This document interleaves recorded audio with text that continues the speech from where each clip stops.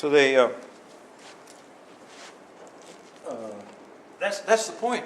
Is you think, they think that the society is an engineering project. See the craziness there? Society is an organic thing, like a forest. With all these, everything in a forest knows what to do, right? The lion knows what to do. He goes and he eats the deer, and the deer know what to do. They run away and they chew grass, play a little bit when the lion's not around.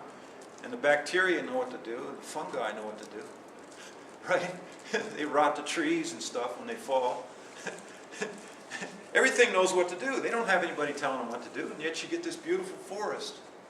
It's the same with society.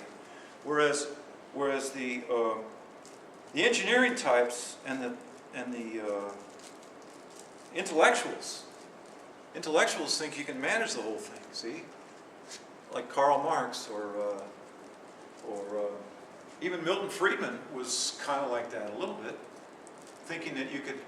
It's an engineering project to engineer the money supply. That's what he was talking about. That's what he said. But you see, when they talk about Hoover, the establishment talks about Hoover. They say Hoover was a laissez-faire president. He wasn't a laissez-faire president. He did exactly the same as Roosevelt did, only in a junior version, right? The Hoover Dam, for instance, was a public works project. See, you can't decide from the top down what should be built efficient and create an efficiency for the market, value in the market. Value has to be created from in here, from voluntarism. That's what value is, because I'm a sovereign being. I was made by God that way. I wasn't made to be a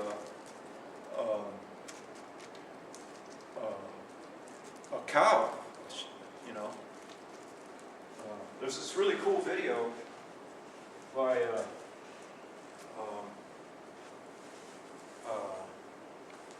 guy named Patrick Byrne, who's the owner of Overstock.com. He was reviewing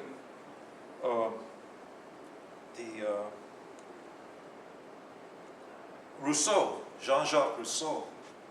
And this guy was nothing but a fucking asshole, this Rousseau, because he said that, you know, that freedom is in being controlled.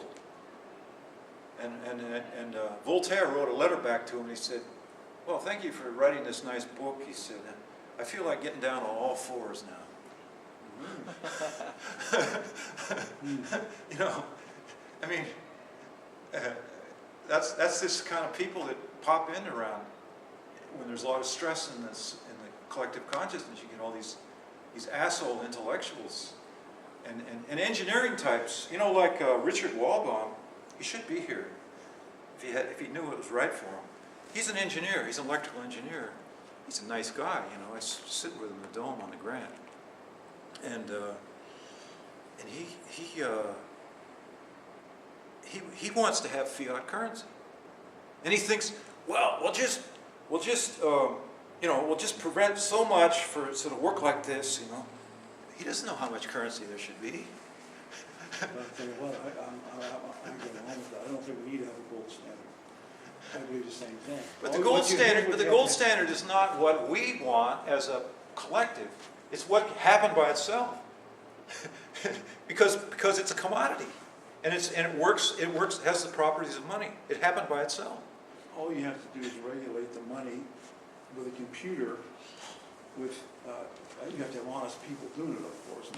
Yeah, but the input in the computer is unknown. No, you regulate the money and for goods and services. It's not just unknown. Goods and services. It's not just unknown because of the monetary inputs. It's unknown. It's based on goods and services. It's unknown. Yeah, but goods and services are unknown. What do you mean they're unknown? You know every day what they are. No, you don't. You don't. No, because I know what they are. Because Steve Jobs is going to invent a different good and service. Then that changes. Then you're going to yeah, have but more goods. right, exactly. But you can't comprehend that. It's not going to be the same every day. That's why you have to keep changing. And it isn't just entrepreneurial, creative inventions. It's logistic changes that take place. His invention It's doesn't- impossible to map the economy. When he's writing an invention down, it doesn't do anything until it gets pushed into society, and then you'll see it in society. You see Huh? that his inventions don't mean anything until it's inserted into society, to start to operate in society. When he invents a computer, it doesn't mean anything until the computer starts being wanted or distributed. Then that's a goods or service. Then you can match the money to the goods and service. You just match the money to all the goods and services. That's all you got to do. But you have to have honest people doing it. You can't. You know, No, that's like saying that I'm gonna determine how much sunlight goes into a forest or how much rain. No, I'm not going to turn that at all. Well, that's what you're talking No, about. no, I'm not talking about future. I'm talking about right now. And by the way, It has to be done right did you now. know that forests create their own rainfall? Yeah, I'm not talking about The future. forests, I'm when talking they're about big, right when now, forests in are the big, present. they create their own ecology. And that's what society is. It creates its own evolution, you know? It has to have Maharshi's knowledge to become a free society. And a free society is more free when people are free from the inside. No, well, Right. getting this. But the point is, I don't want people to get lost in cliches, in SCI cliches. That's the reason I'm doing this. I mean, I'm also doing it because I want the rest of the world to understand this subjective value, see. But that's what the Misesians did. That's what Menger and Mises did. They'd explain that economics, it's an objective science, but it's based on subjective valuation. Money is not wealth. It's what Money is everybody not wealth, everybody that's the point. wants every farmer wants a different proportion of cows and horses, right? It's subjective. He knows what he wants, and he may change his mind, but he acts based on those ends, and they're unknown. Yeah, but money's not wealth. Money is a means of exchange.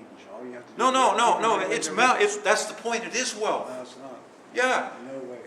The reason it became money is because Try it to was eat money. wealth. You're going to eat your money? No. You can make jewelry out of gold and silver, and that's why. That's another. No, that's a good. That's a good. That's my point. It is good. That's a good. That's a good. And that's why it's money. It's not money though. Yeah. It's a good. No, money can just be regulated. It can be regulated very easily. Just with computers. You have to take it in and out. No, because this money has to go in and out of the system. because if you're controlling money, you're controlling society. No, you're just matching the money to That's the what- No, you're not that's what- controlling society. You have to, I tell you, you're matching the money for the goods and services that are happening. You're matching it. You're not controlling it. You're not creating more goods or services or less. You're matching what's taking place in the economy. You're matching it. You know, if a guy comes in. Yeah, but that cows, doesn't he mean comes in, anything. brings What in you're 10 saying, more what you're cows, saying he has no 10 operation, whatever. Then you can put money in for the extra 10 cows he has. And then when they die, then you take the money back out again. But you can't calculate any of that. Sure, you can calculate it all. Why not? It's impossible. How can you calculate what the activities of 350 million people? Easily. It's crazy. You can't calculate it? No, you can't add all that up. You know it right now. Do you know how many cows there are in America? You don't know how many cows are in America? It's not just the cows, it's everything You know else. You know how many power plants there are? You know how many cars there are? You know all that. All that shit's right there. No, It's no. right there. Where is No, it? you can't. You don't know can't. That has nothing to do. You can't describe value by counting objects. It's impossible. That's not what the value is. Value is subjective. Well, you're it's talking about something spiritual. That's something else.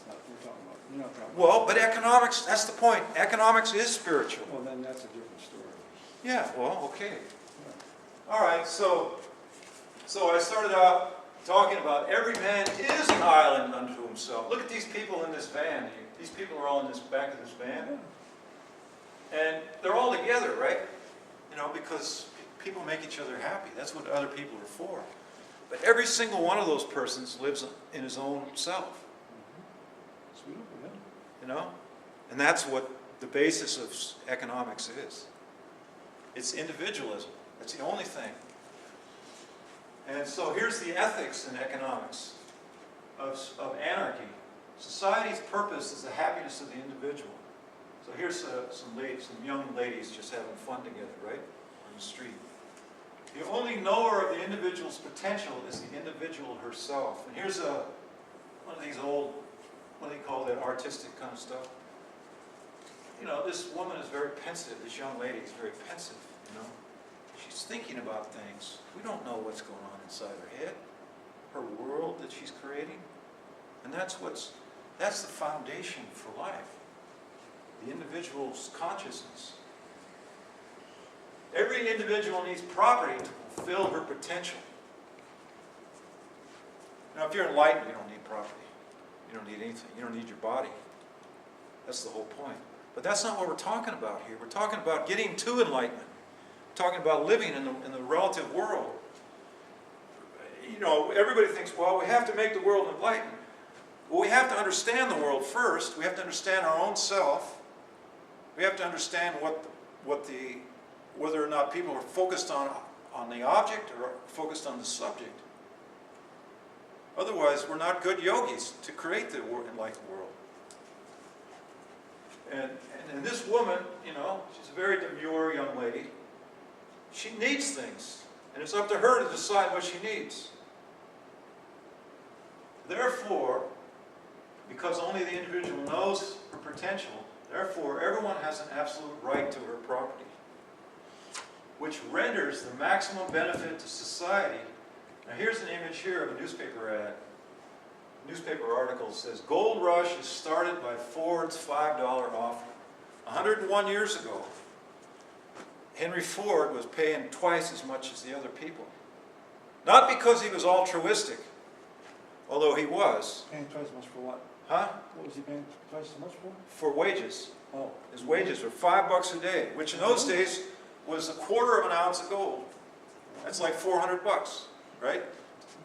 Because the gold's worth 1,200 bucks. So he was paying twice as much as other people? Yeah, and there was no taxes, see? So if you worked in those days at a job like that, and by the way, he lowered the working hours from to 8 hours, I think, from 10. It's traditional. He doubled the wages, but they had to move to Michigan, which is out in the sticks in those days, right? That's why he did it. He was doing it because he could make money. Not that he didn't care about people, but he did it because he could make money. And by the way, Why can he make money? Huh? Why can he make money? Because he doubled his wages. because he's a smart businessman. What Remember I did he said gain? about thymology What here? did he gain out of that? I don't understand. Thymology is something Mises developed as one of the ways, the means of knowledge. It's judgment of He was incentives. able to draw labor. He was able to draw more labor. Is that, What's why that? Why did he double her wages to benefit himself? How did, Because he couldn't get them otherwise. right, that's what I mean. Because they were in the east. Oh, Michigan okay. was in Yeah, the yeah. west. Then he had to do it. He didn't do it out of... Exactly. Right. Oh, Exactly. yeah. Oh, okay. Well, I didn't know. And well, one thing I heard about him is that he invented ways for crippled people to work at assembly lines. People in wheelchairs and stuff. That's what I heard about him. So, I know yeah, he's so in he- that lines. he paid $5 a day. And see, that was at the end of a 50-year period where there was minimal government intervention in the market. And there's a Marxist writer. He just died a couple of years ago. His name was Gabriel Kolko. And Kolko, he researched this phenomenon that took place in the late 1800s. In 1898, there's all these industries that formed into monopolies, called them trusts, formed into monopolies. And like there was the sugar industry, the sugar beet industry, the cornstarch industry, the steel industry, the leather industry. The biggest corporation in the world at that time was leather because it formed into a monopoly. I can't think of some of the other ones. And he did all this research on it. And there was another guy in 1919 that did some research on it too. And every one of these trusts that were formed, because in those days, there were no barriers to entry. You know, nowadays there's too much regulation. You can't start up in you can't enter into any field, unless it's a field that the government hasn't decided to regulate. because it's too expensive. For instance, in 1996, Peter Schiff was working for Lehman Brothers, but he realized that he was lying to his customers, that they wanted him to lie to their customers about how great the stock market was as an investment, because he knew it was going to bust, because he's an Austrian economist, right? And so he quit. He started his own company. He called up people, and he says, hey, don't invest with Lehman Brothers, invest with me, because I'll have you invest in foreign stocks, and I'll have you invest in gold and silver, all of which went up, right? And then, so he started Euro-Pacific Capital by himself in his apartment in Los Angeles, and he took his one page for the regulation compliance sheet. He could do it himself. Now he's got 5 compliance officers. He said it's impossible at this stage to get into the securities business because of the regulation, unless you have a huge investment of some kind. And so, why is that? Because of regulatory capture, right? Because the regulatories are in bed with the regulators. They're the same people. But that's not the essential problem. The essential problem is the notion that you need to regulate. You don't need to. You got competition. I mean, you don't have to worry about danger or anything. Danger from the products. Nobody in business wants somebody to die. Plus, you're liable. If somebody dies from something you manufactured, you're liable, right? I mean, there's nobody exempting people from being liable. I mean, corporations may be liable, but that's more fascism. And by the way, as far as the environment goes, environmentalism, there is no environment. I'll tell you that right now, there is no environment. There's either mine or yours. And I may recognize yours, and I probably will, because if I don't, you're going to be pissed at me, right? Whereas the government, what they say, and what the commies say, I was going to bring some watermelon today, but I just didn't have the logistics to do it. What the environmentalists are watermelons. They're green on the outside, but they're red on the inside. See? Because they're not interested. They're not really interested. They're made in the environment. They're interested in power, and they hate. A lot of them hate humanity. They want to destroy industry, for instance. The environment's getting cleaner all the time because of technology and capital. You have to have capital to have a clean environment. You have to have capital to have good working conditions. When they made it illegal for children to work in a factory, it was redundant. Because they didn't work in a factory when they didn't have to work in a factory. Nobody's parents wanted their kids to work in a fucking factory, right? They know what kids like to do. They like to stay home and play. That's their nature, And everybody knew that. But once you get enough productivity, then you can pay more wages. It automatically happens. And then you don't have to have kids in the factory. In Bangladesh, there's kids in the factory. In Malaysia, there's kids in the factory. But if you took those kids out of the factory, everybody'd be worse off there. Because everybody knows what they would rather do for themselves. So it benefits maximum to society. This was after there was no regulation. In Gabriel Coco, all these trusts took place in '98, and they all broke down. Because in those days, there was no barriers to entry. Regulation, high taxes. Capital could flow into any industry if the prices went up to justify it. So all these industries that not cartel, but they monopolized. All those particular industries. What do you do when you monopolize? You cut production. You can't raise production. Because that'll give you excess capital, excess stock, right? You don't want a bunch of stuff laying around that you put money into to make, right? Because you don't have slave labor, you don't have infinite capacity to produce. You have to come up with production. They cut production and raise prices. That's what monopolies do. And then as soon as those prices go up, somebody else comes in. Not only do they come in and give you competitive prices, but they're innovative. Take U.S. Steel, for instance. U.S. Steel, they were so big and arrogant and clumsy because they were an artificially big company, right? Not a naturally grown company. They were artificially, because you got all these managers in there that used to be the owners. When you're the manager, you don't have near the incentive to innovate as when you're the owner. They refused, U.S. Steel refused to get into open hearth, the open hearth manufacturing process. They were in the, they wanted to stay in the Bessemer open manufacturing process of steel. They refused to get into structural steel, and they refused to get into stainless steel, because everybody else was doing that. It's the same with Rockefeller. Rockefeller was losing his ass, not losing his ass, but he was pumping out money for all these people that were suckering him, because they would build refineries just so they could sell it to him. That was their business. Sometimes they'd build the damn things where there wasn't enough water to operate them, and he'd sucker and buy them. After a while, he figured out he's getting suckered. The same with these Texas. Rockefeller never knew, because the government surveyors or engineers said there wasn't any oil in Texas. He missed out on the whole thing.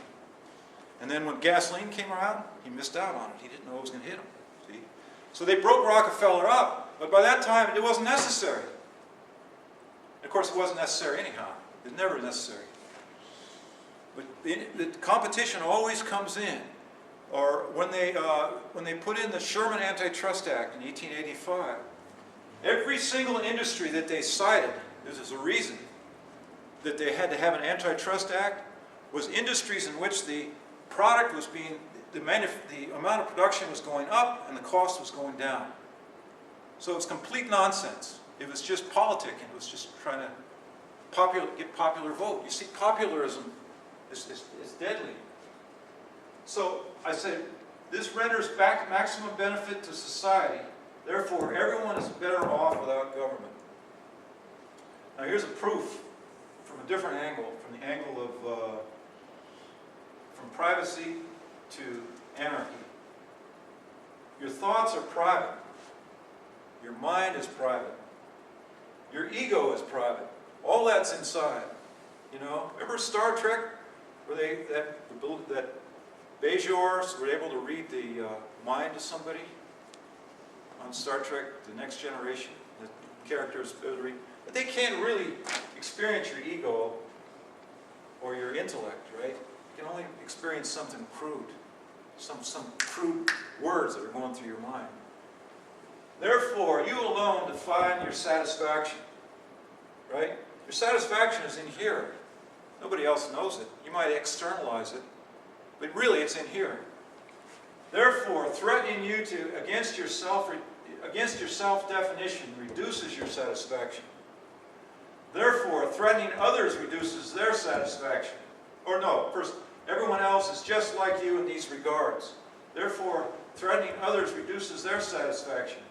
If you support the government threatening others on your behalf, you are complicit in reducing everyone's satisfaction, except those who are benefiting from the threat, right?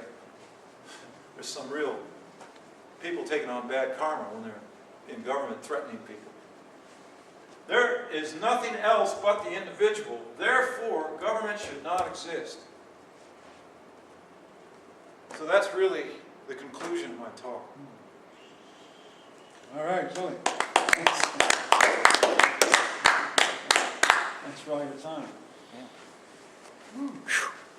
I wish the crowd would have showed up. I didn't know it was you.